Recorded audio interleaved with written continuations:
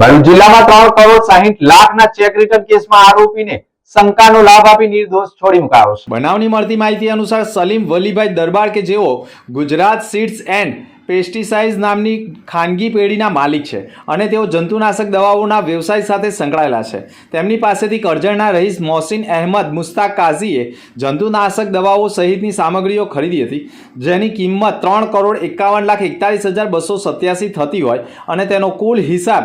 8/12/2021ના રોજ બિલના ચલણો સાથે આરોપીને જાણ કરેલ છતાં પણ ફરિયાદીએ કરેલા હિસાબમાં 3,60,88,540 6 પૈસાનો હિસાબ આપતા આરોપીએ અલગ અલગ રકમોના ચેકો ફરિયાદીને આપ્યા હતા, જે ચેકો બાઉન્સ થતા રિટર્ન થતાં જ ફરિયાદીએ 138નો કેસ ફરિયાદી પક્ષે વકીલ મારફતે કરતા સમગ્ર કેસમાં Bharuch additional chief judicial magistrate સાહેબની કોર્ટમાં ચાલી જતા આરોપી પક્ષે વકીલ MF વોહરા હબીબ વોહરાએ પણ ધારદાર દલીલો અને પુરાવા રજૂ કરતા આખરે સમગ્ર કેસમાં આરોપી મોહસિન અહેમદ મુસ્તાક કાઝીને 138ના કેસમાં શંકાનો લાભ આપી છોડી મૂકવાનો હુકમ કરતા આ કેસ હાઈ પ્રોફાઇલ બની ગયો હોય તેવું માનવામાં આવી રહ્યું છે।